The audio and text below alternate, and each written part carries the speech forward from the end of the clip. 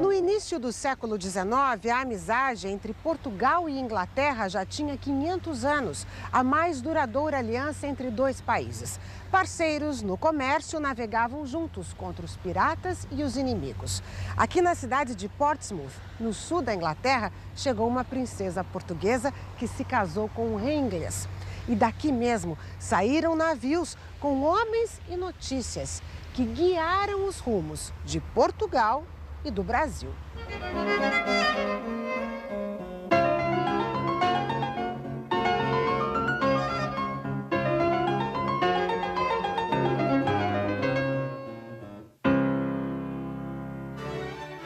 A necessidade de manter constantemente uma série de alianças políticas para garantir o poder da monarquia e as pressões econômicas do Império Britânico sobre Portugal levaram a acordos que davam muito mais vantagens para a Inglaterra.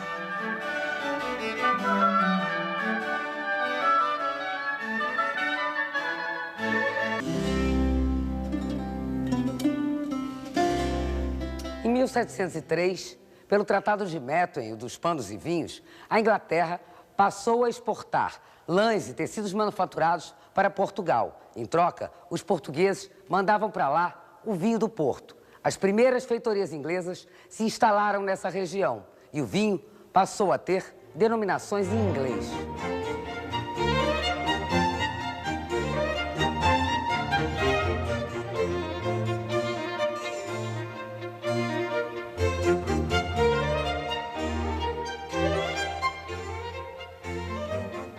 Well, the idea of the treaty, of course, was to re-establish a commercial balance, to ensure that Portugal had something to export to England in exchange for the manufactures which it was importing. Let's also remember that in the late 17th, early 18th century, Portugal was still benefiting from the diamond and gold boom in Brazil. So again, for England, Portugal seemed to be a very strong commercial partner at this period, not simply because of the market in Portugal, but of course because of the Asia connections, but especially the wealth that was flowing from Brazil to Portugal and financing enormous numbers of imports into Portugal, into the Portuguese world. But for Portugal, the wine trade was a step in rebalancing trade. Depois da instalação das feitorias inglesas, que exportavam os vinhos do Porto para o Império Britânico e também para outros países, o Marquês de Pombal saiu em defesa do vinho e das terras lusitanas. Mandou cercar as encostas do Rio Douro com estes marcos de pedra. Nasceu assim a primeira região demarcada de vinhos do mundo, como também a Real Companhia do Douro e do Porto, que pertencia ao rei e ao próprio Marquês. A Companhia Vinícola existe até hoje e conserva o nome de Real. De sua velha adega foram confiscados pelos invasores franceses centenas de barris de vinho do Porto, que era considerado um revigorante físico na época, para o próprio Napoleão e seus soldados levarem nas batalhas. Para o Brasil, a consequência do Tratado dos Panos e Vinhos foi um retorno ao passado. A colônia, que possuía uma pequena indústria de tecelagem, teve as máquinas destruídas por ordem da coroa portuguesa. Em terras brasileiras, só se podia fabricar o algodão mais grosseiro, que vestia os escravos. Portugal não perdeu tanto. Mesmo com o Tratado de Methuen, conseguiu ter uma balança comercial com superávit em relação à Inglaterra, que era grande consumidora de vinhos e não comercializava com a França. A balança se inverte.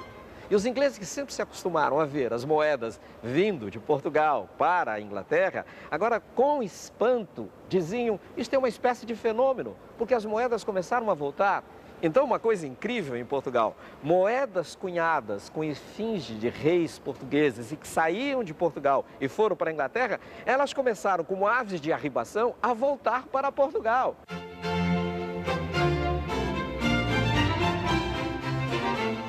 O Uma nova joia brasileira ajudava Portugal a encher as arcas dos palácios com moedas de ouro. O algodão, produzido principalmente no Nordeste, abastecia as máquinas expostas hoje no Museu da Ciência e da Indústria em Londres. These machines, they were patented by Richard Arkwright in 1769, and Arkwright's quite a canny businessman, and what he says is that you can only use these machines if you can have, at least the ability to make 1,000 threads at once, and so immediately there's a stimulus to mass produce, to produce in large quantities, and that stimulus is very important to the cotton industry, which is one of the most important textiles industries.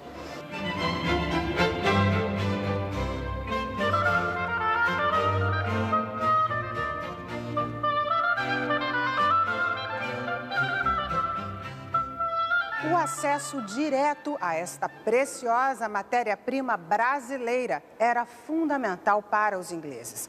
A transferência da corte portuguesa e a abertura dos portos no Brasil deram o impulso que a Revolução Industrial aqui na Inglaterra precisava na hora certa, quando novas máquinas aceleravam o processo industrial. Além do mais, foi um duro golpe nas fábricas de tecido francesas, que por alguns anos não puderam importar o algodão brasileiro.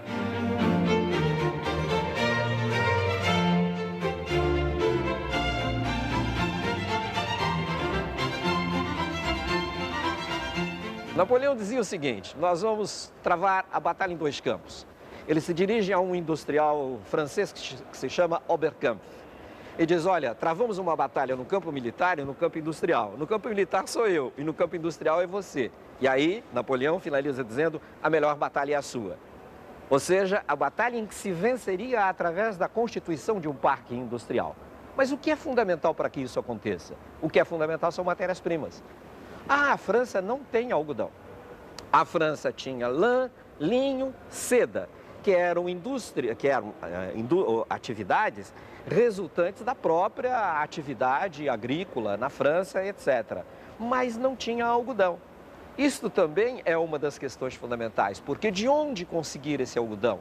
Só havia um canal possível através do qual o algodão poderia fluir para a França, que era através de Portugal, e este algodão era brasileiro.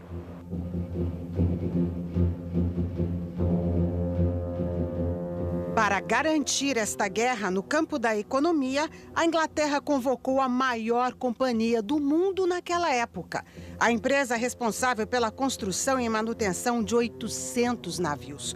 No início do século XIX, a Royal Navy tinha as maiores máquinas de guerra do planeta cortando os oceanos. E o poder de fogo delas sempre esteve a serviço da expansão do comércio britânico. A Inglaterra espera que cada um cumpra o seu dever, gritava o almirante Nelson a bordo do navio Victory, em 21 de outubro de 1805. O navio que liderava a frota britânica está totalmente preservado, como era no dia do encontro, com a esquadra formada por inimigos franceses e espanhóis juntos em Trafalgar, na costa da Espanha.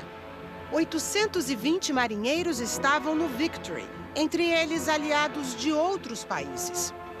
We know from the records, the accounts of the people who were on board ship, that actually you had, I think, 64 Portuguese people fighting on the British side at the Battle of Trafalgar. We know actually on board Victory there was one Portuguese man and also one Brazilian man. Nesta cabine, o almirante Nelson, comandante de toda a frota britânica e outros oficiais, planejaram o esquema da Batalha de Trafalgar. O Victory liderava a esquadra inglesa. 27 navios divididos em duas colunas quebraram a linha inimiga, formada por 33 navios franceses e espanhóis. Enquanto avançavam no início do confronto, os canhões ingleses não podiam atirar. 1 hora após o começo da batalha, um atirador de elite, no alto do mastro de um navio francês, disparou o tiro que acertou o ombro do almirante Nelson. A batalha continuou por mais 4 horas. Com a falta de ventos e a confusão na fumaça, os ingleses levaram vantagem depois de conseguir disparar os canhões com maior rapidez do que os adversários.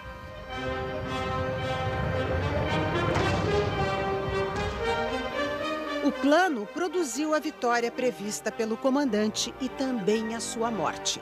Com os recursos disponíveis, alguns aparelhos e remédios que cabiam numa maleta como esta, o cirurgião do navio Vitória tentou salvar Horácio Nelson. Ele morreu sabendo que tinha cumprido o seu dever.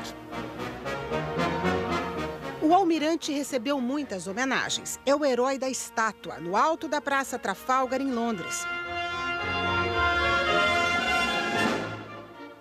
Acabou com a estratégia da França para invadir a Grã-Bretanha.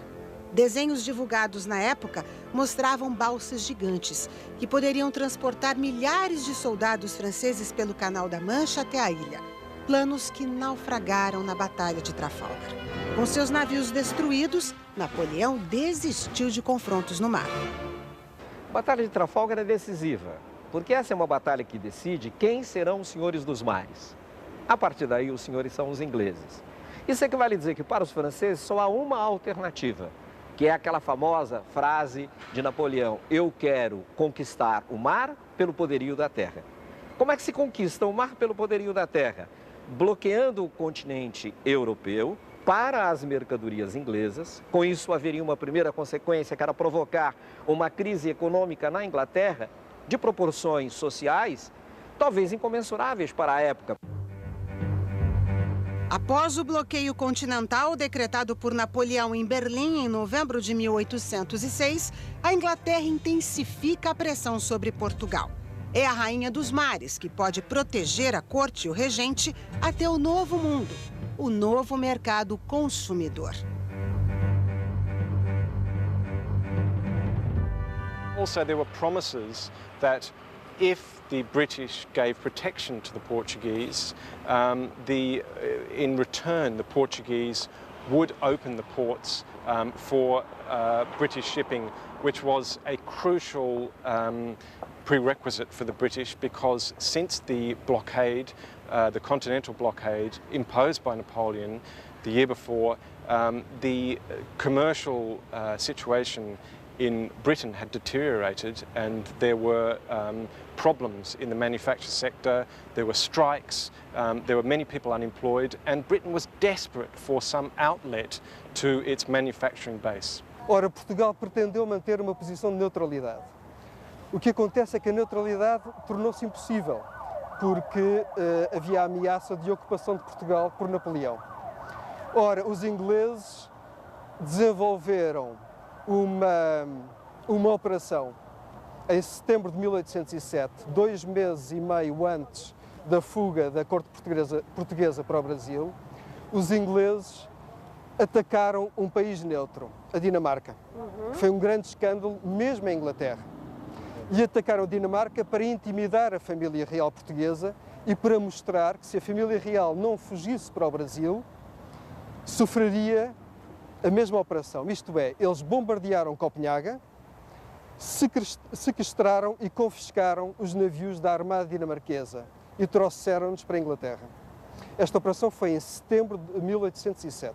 Numa convenção secreta aqui em Londres, em 22 de outubro de 1807, ficou acertado que Portugal declararia guerra contra a Inglaterra. Foi uma declaração para francês ver, uma tentativa de adiar o avanço das tropas de Napoleão na Península Ibérica. O principal objetivo era impedir que os navios e as colônias portuguesas caíssem nas mãos dos franceses.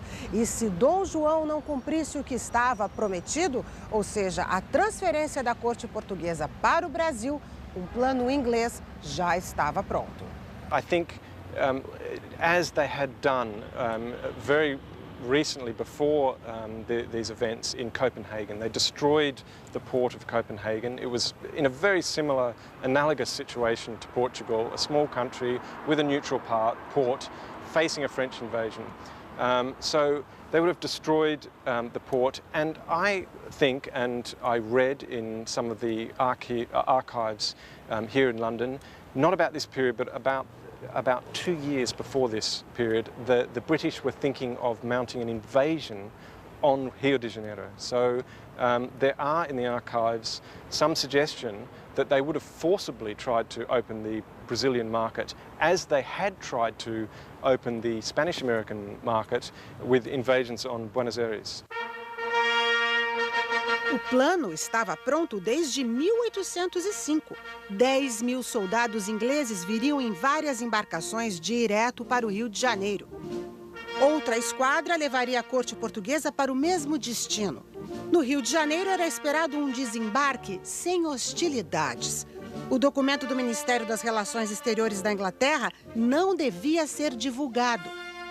Mas o ministro George Canning mandava últimos avisos nas cartas. Nossa frota está pronta agora, como já estava no ano passado, para escoltar a corte portuguesa na sábia decisão de ir para o Brasil.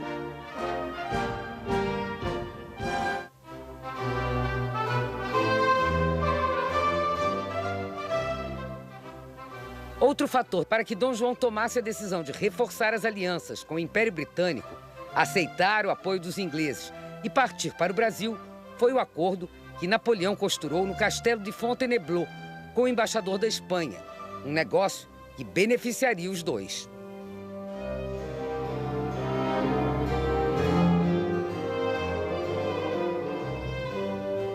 No dia 27 de outubro de 1807, aqui nesta sala, Napoleão e o embaixador espanhol Manuel de Godoy assinaram um acordo secreto. Pelo Tratado de Fontainebleau, Portugal seria dividido em 3 partes. Napoleão queria se vingar do país que insistia em comercializar com a Inglaterra a despeito do bloqueio continental decretado por ele. Assim que assinou o tratado, Bonaparte comemorou: vamos varrer os Bragança do trono. On avait tendance à penser en France que le Portugal était une colonie anglaise, je le dis entre guillemets, ce qui, sur le plan économique d'ailleurs, pourrait éventuellement, peut-être pas être démontré, mais on pourrait le penser. Donc Napoléon a toujours utilisé le Portugal comme un prétexte à sa guerre avec l'Angleterre et puis comme un prétexte à ses relations avec l'Espagne. Donc le Portugal est très imbriqué dans la géopolitique napoléonienne par beaucoup de côtés. Do norte de Portugal até a cidade do Porto, as terras seriam dadas ao rei da Etrúria e passariam a se chamar Lusitânia. Em troca, a Etrúria, hoje parte da Itália, seria entregue ao imperador Napoleão, com o título de soberano e proprietário. O Algarves e o Alentejo formariam a fatia do embaixador espanhol Manuel de Godoy, que ganharia o título de soberano daquelas terras. Lisboa e todo o centro de Portugal seriam de Napoleão. As colônias portuguesas, o que inclui o Brasil, seriam divididas entre Espanha e França. Para a família Bragança, não havia escolha. Era enfrentar a prisão ou a morte ou cruzar o oceano. Uma parte deste tratado foi parar num jornal francês. Era o argumento que faltava para o hábil diplomata inglês, o Visconde de Strangford, convencer Dom João a ir para o Brasil. He used veiled threats and insults against Dom João when he went to see him at the very last moment, trying to convince him to flee. But in the end, I think the coup for the British diplomats was to get a copy of Le Moniteur, which was a French newspaper, which had the news that Napoleon had already decided to depose the Portuguese throne. And at that point, at the very last minute, it left Dom João with no option. To survive, he had to leave, and he made the decision at the very last minute. Napoleão fez declarações que foram reportadas por esse jornal e ele não imaginava que esse jornal chegaria nas mãos de Dom João antes das tropas que ele tinha mandado para Portugal para tomar o país. Mas os monarquistas franceses enviaram o jornal para Londres e o ministro português em Londres mandou para Portugal, através de 2 navios de guerra ingleses, chegou nas mãos de Lord Strangford e Sidney Smith. Sidney Smith imediatamente mandou uma pequena embarcação de guerra para o Tejo, né, com uma bandeira branca, e dali foi entregue o diário oficial Le Moniteur ao príncipe regente. E realmente foi a gota d'água, porque ali Napoleão dizia claramente o que ia acontecer com a família real de Portugal. A esquadra inglesa partiu de Plymouth, na Cornualha, no início de novembro de 1807. Os navios se posicionaram em linha de combate na costa de Portugal, bloqueando a foz do Rio Tejo. O almirante Sidney Smith era o comandante que poderia dar uma entre duas ordens: escoltar a corte para o Brasil ou atacar Portugal.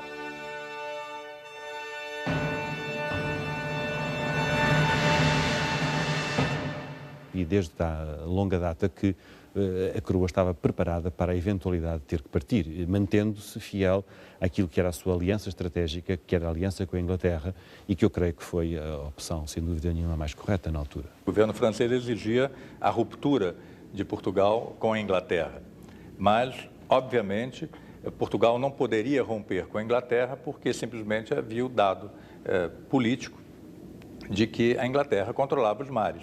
Ora, Portugal vivia basicamente da sua estrutura colonial, no Brasil, na África e na Ásia. Então não fazia o menor sentido atender a exigência de Napoleão e romper com a Inglaterra.